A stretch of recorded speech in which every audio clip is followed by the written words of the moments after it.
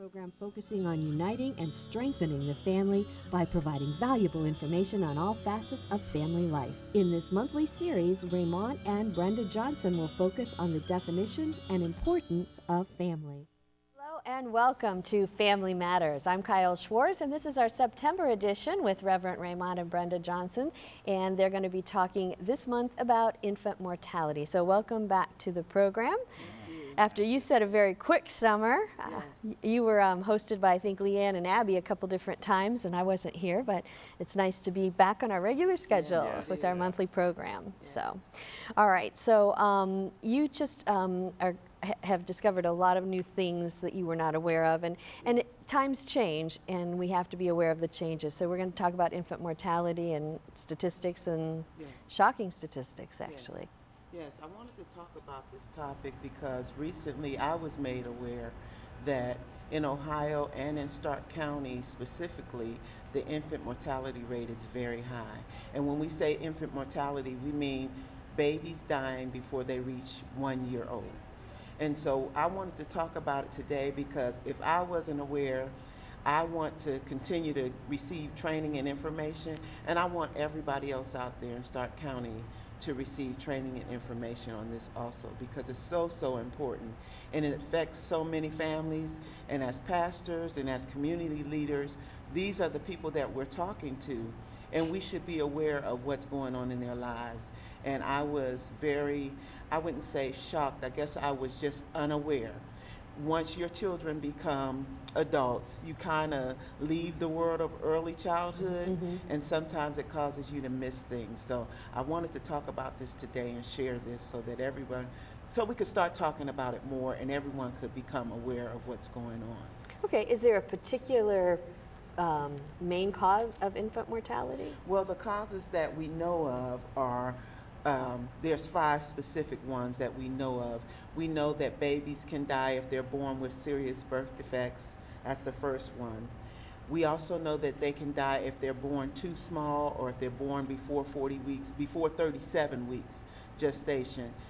They can have health problems with their lungs and various organs, and they die for that reason. We know that babies die from sudden infant death syndrome, which is often unexplained. And we'll talk about that a little bit more as we get into it. We also know that infants die because their moms have some sort of health problem at the time of delivery. They may have a serious diabetes problem or a serious high blood pressure problem. They may be dealing with drugs and alcohol and smoking. Those are reasons that babies die also. And then the 5th reason is babies are injured during their first year. Up until the time that they're 1 year old, they can sustain serious injuries because they're somewhat fragile before they become 1 year old. So those are the 5 main reasons that we know that children die before they reach the age of 1. And as a grandparent now myself, I wanted to talk specifically also to caregivers, because we know that families, especially when finances are a problem, they ask family members to take care of their children. They ask friends and neighbors. They ask grandma who's retired. They ask great-grandma who's retired to take care of their babies. And maybe they can pay them something less than what they would pay normally. And we all understand that. But we also understand that times have changed so much, and that we have to make our caregivers aware of what we currently know also. So new moms have to make grandma aware and make dads and grandpas aware of the new guidelines for taking care of infants and all infants under the age of 1. And one of the things that you and I were talking about specifically was when we put our babies to bed, we put them on their stomachs. You know, that's just how people did it. And you had bumper pads, and you had blankets, and you put lots of stuffed animals, and all those are no-nos in this day and age. But some people that are our age or maybe even a little bit older don't even didn't know about these changes because they're not made aware of them because they're not maybe watching the same shows that young mothers are and that type of thing. That's right. And caregivers who are home providers and early childhood specialists, they have to receive ongoing training. So they're made aware of this stuff on a yearly basis. But when it comes to people like me, I've been out of early childhood. At once I had my own daycare center. But now I'm out of the early childhood arena, so I just kind of moved away from it and was not aware. And it saddened me to hear what's going on as far as babies dying and not reaching their first birthdays.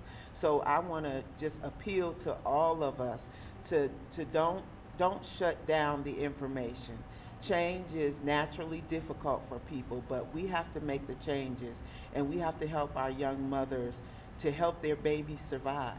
And we have to be willing to be in on the plan. We can't say, oh, I raised 5 kids and these young kids can't tell me what to do. They do have some information that you need to listen to. Right. Kind of has to So- go both ways. Yes, it needs to go both ways, Definitely. absolutely. One of the startling things for me was that in Stark County, and these stats that I have are from 2014, the national average, the percentage was 6.8% for the U.S. In Ohio, it was 6.09%, but in Stark County, it was 7.79%. Wow, so we're higher So than the, it's higher than the national national and average state and higher average. than Ohio's average also. And the other startling thing about it was that for African American families, it was double the amount for other families. The rate was so much higher. And so because of that, the county and the state and the Department of Health and everyone is seeking to help and seeking to figure out why and to educate everyone. Not just educate one specific group, but to educate everyone. All of us need to know. So it's very important that we realize that. Now, I don't have the stats, the current stats, but of course, time has passed, and we know that it's important to keep data. And if we just look at our own lives, I had my first child in 1980 and my last one in 92. And in that time frame, so much changed. So now it's 2016, and so much has changed when it comes to that. one of the things that I noticed too with babies now are the products are so much different when you go Yes. to baby Yeah, stores. yeah. Yes. You know, like now that we can't use blankets in the crib and we have to sleep on our backs, they have these little like little sleeping bags for Yeah. babies. Right. You know, they zip them up, Absolutely. and so they feel cuddled, and they also have their warmth. You know, and then also Absolutely. the monitors that they have. They have all kinds of monitors Yes. that they can wear on their diaper or their shirt. You know, and so they can monitor their heartbeat for especially premature babies. And one of the Yes. things with you just having a new grandbaby, Right. right? So You're that's seeing, why I'm yeah, aware you're of these seeing things. all, Right. you know. Otherwise, I wouldn't go to you a baby wouldn't store. even, right? You wouldn't worry about it. Yeah. And it's Yes. one of the things we talk about a lot is family meetings. This is a subject of Yes. family meeting. Absolutely. This is a subject of family meeting with grandma, with grandpa, with your whoever is going to be providing for your child. We would suggest you sit down with them, that mother. We got to educate them first. Tell them you need to sit down with whoever is caring for your child, even if you have to have a paper with it written Right. down and Right. say, look what I've learned, and this is what we need to do. And a lot of as a- grandparents need that paper. they They don't need- want to just hear it from their kid. They don't want to hear Yeah. that, but if we hand them a paper, and this is why I'm talking about this, and men too, that men need to be aware that so many times we put the stigma of mothers raise children, you know what I mean? Exactly. But fathers raise children also, Mm-hmm. and they have to be aware. How many times have we heard, and even recently, we heard about, you know, a man leaving their child thinking it was okay to run into the store, and it's, you know, 100 degrees in the car within minutes, and, you know, the child dies. A lot of this is done out of ignorance, Right. you know, and not understanding what's going on. So men need to get engaged, young men, older men, grandpa, whoever. So we really need to have a community conversation, you know, concerning this. Right. Okay. And when we talk about sudden infant death syndrome, we're talking about children usually after a period of sleep that are found to be deceased when the parents go to wake them up or to get them up. And when we talk about SIDS or sudden infant death syndrome, we're talking about any sleep-related death that remains unexplained.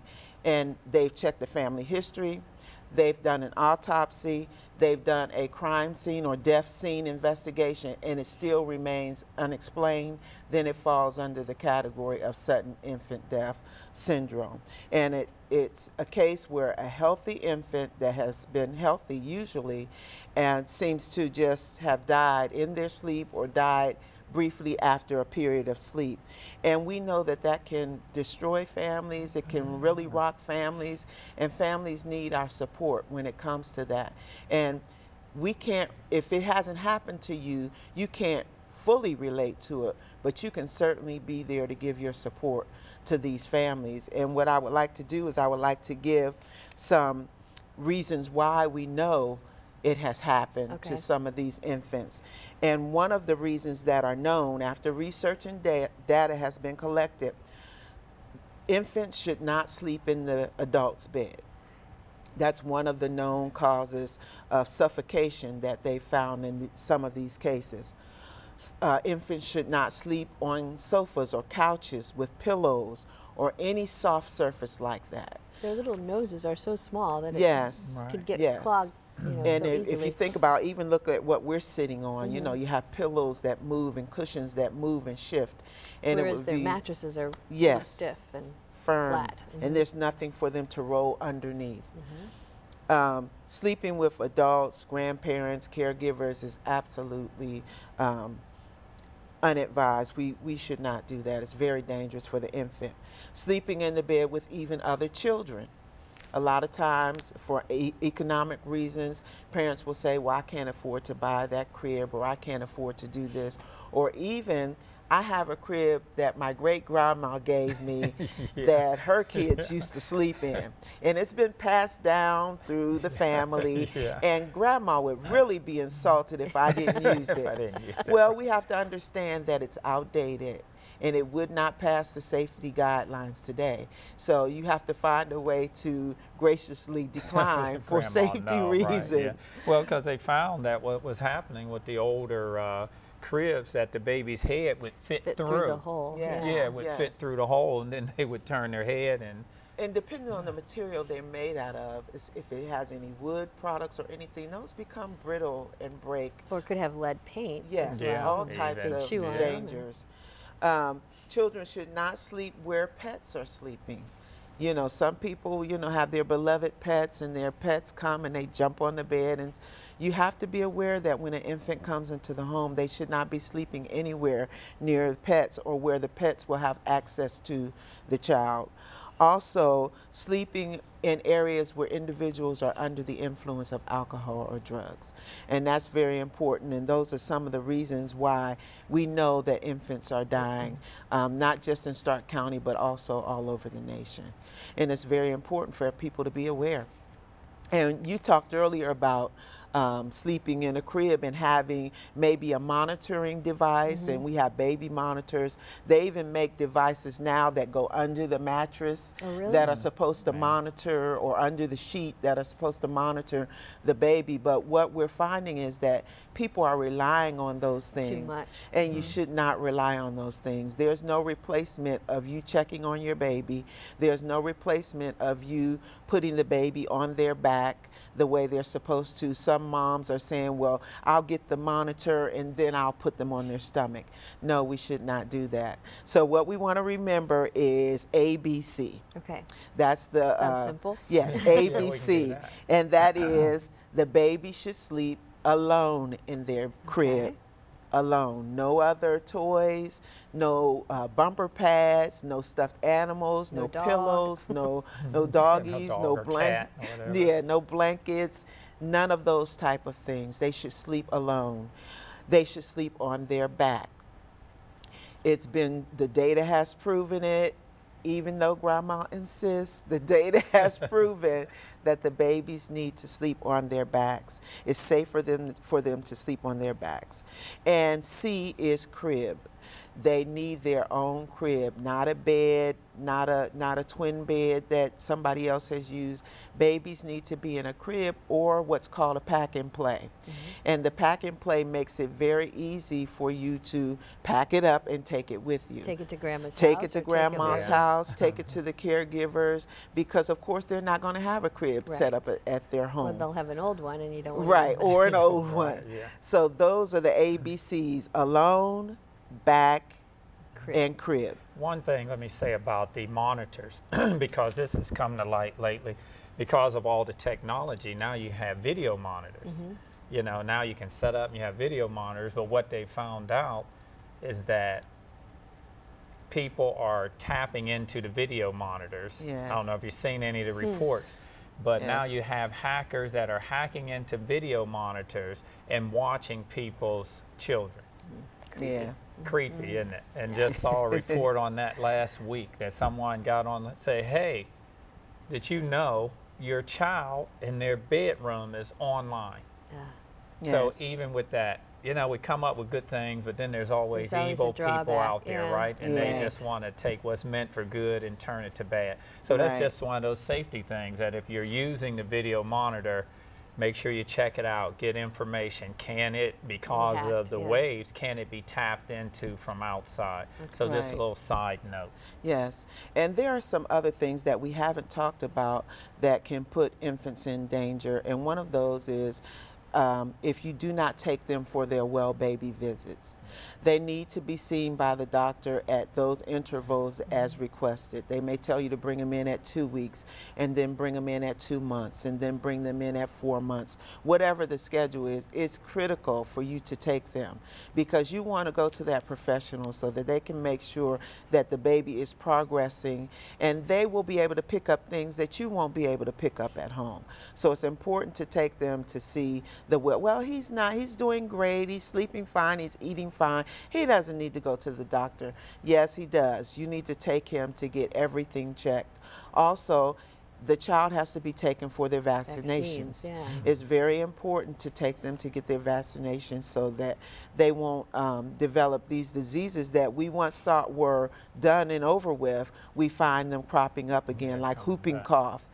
That's one of the new ones that has resurfaced again, and it comes from people not getting the vaccinations that they should get. And there's also a group of people out there that don't believe, they don't trust the Right. government, they don't trust doctors, they don't trust. So I'm just gonna give my children, feed them natural and vitamins and they'll be vitamins fine. Right. and all that. Now all of a sudden measles are coming back, Right. and all these things that we thought we had gotten rid of, they're coming back because parents aren't taking responsibility. A few more things, and I know it sounds like a lot, but it's just so important. Smoking.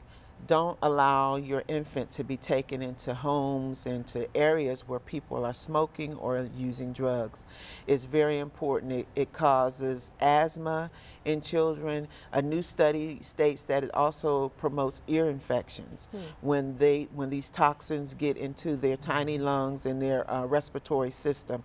It causes all kinds of problems. So don't allow your child to be around smokers, and don't smoke around your child. Insist that everyone washes their hands. Insist that smokers put a covering over their clothing or over Right, 'cause it's gonna be right on themselves. their It's on clothing, their too. clothes, it's in their hair, it's on their body. So it's very important to remember this. Now, when babies are awake, it's okay to give them some tummy time because you're supervising them, and it helps them strengthen their arms and legs as they move around. But when they're sleeping, they should always be on their back. Okay. All right. Well, you did cover a lot of things, and hopefully, you know, people like yourselves and other churches and other community groups will, you know, maybe have some community meetings, and then you'll, like you Yes. said, specifically have family meetings with all the people that are going to be involved in helping to rear your children. So, Yes. yeah. Well, thank you very much. Lots of Thank you. information. I think the ABC thing was the most significant. Yes. Alone, back, and crib. Yes. Right. Okay. Got it. All right. Well, thank you, and we will see you back next month with another topic. All righty. And thank you for watching Family Matters. I'm Kyle Schwartz.